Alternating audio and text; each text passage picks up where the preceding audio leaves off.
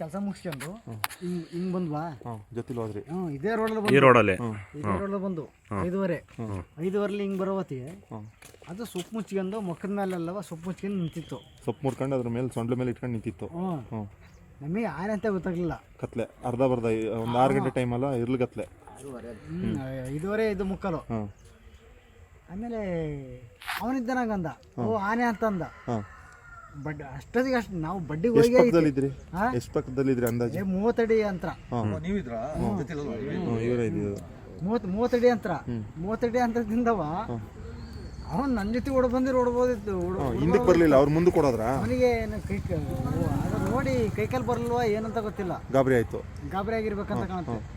ನಾನು ಸೀದಾ ಇವ್ರ ಮತ್ತೆ ಕೊಡು ಬಂದೆ. ಇವಂತ ಕೊಡು ಬಂದ್ರಿ?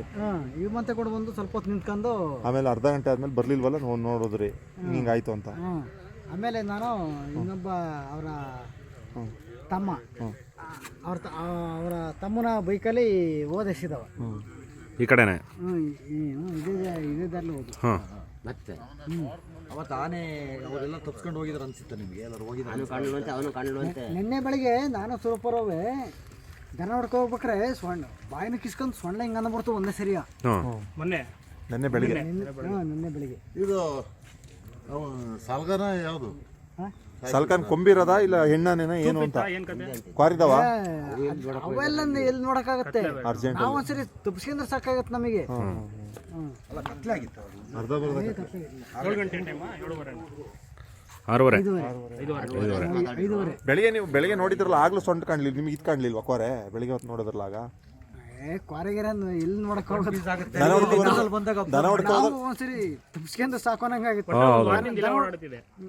ಅಲ್ಲ ದನ ಹೊಡಿಬೇಕಾರ್ವೆ ನಾವು ಒಂದ್ಸರಿ ತಪ್ಪಿಸ್ಕೊಂಡ್ರೆ ಸಾಕೋನಂಗಾಗತ್ತೆ. ಕ್ವಾರೆಗೆರೆನೆಲ್ಲ ನೋಡಕ್ಕಾಗಲ್ಲ. ಬೆಳಿಗ್ಗೆ ನೋಡಿದ್ರಲ್ಲ ಅವಾಗ ಎಲ್ಲಿತ್ತದು ಆನೆ? ಸೊಳ್ಳೆ ಹಿಂಗ ಅಂತಂದ್ರಲ್ಲ ಅವಾಗ ಅಲ್ಲಿ ಕೆರೆ ಹತ್ರ ಇತ್ತು. ಕೆಳಗಡೆ ಕೆರೆ ಮಣ್ಣು ತೆಗ್ದ್ರಲ್ಲ ಅಲ್ಲಿ? ಮಣ್ಣು ತೆಗ್ದ್ರಲ್ಲ. ಅಲ್ಲ ಅದರಿಂದ ನಮ್ಮನೆಯಿಂದ ಒಂಚೂರು ಕೆಳಗೆ ಒಂದು ಕೆರೆ ಇದೆ, ಅಲ್ಲಿ ಇದೆ. ಈಗಲೂ ಅಲ್ಲೇ ಇದೆ. ಈಗಲೂ ಬೆಳಿಗ್ಗೆ ಸೌಂಡ್ ಮಾಡ್ತಂತಲ್ಲ 5:30 ಬೆಳಿಗ್ಗೆ 5:30 ಸೌಂಡ್ ಕಾಕಾಗ್ತಂತೆ.